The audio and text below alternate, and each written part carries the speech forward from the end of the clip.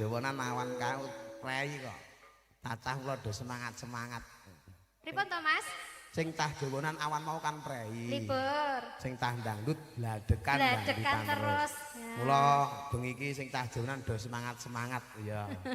Dangdut ya semangat tok dite kandel-kandel kok. Udah tak ditele. Kuwi iso prei. Heeh.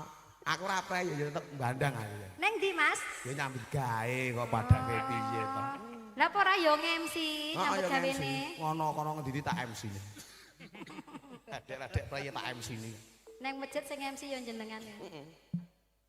Sugeng dalu, Bapak. Nggih, salim riyen. Mbah Kakung. Nah, mbok pilih badhe ngesake lagon menapa mengke, Mbah Kakung? Bapak? Manut.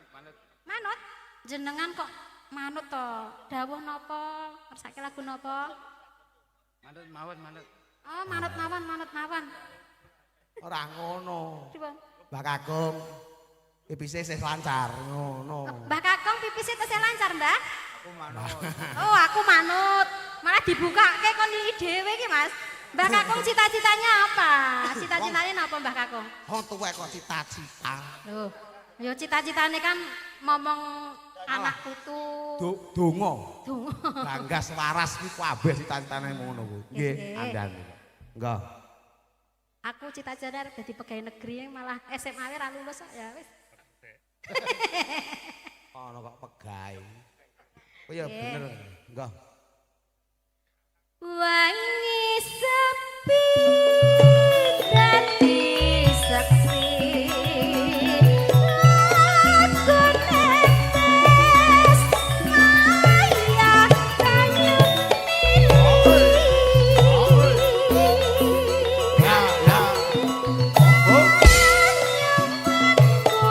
marang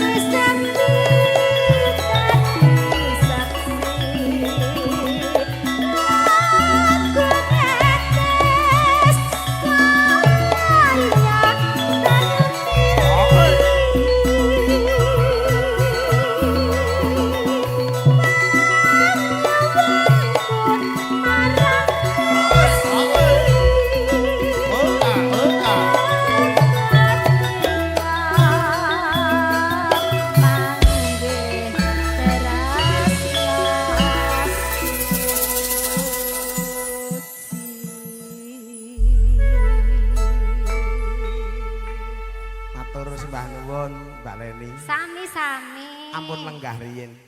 Pripun? Ampun lenggah riyin. Lenten apa, Mas? Menika dawuh sepisanan ingkang kula tampi.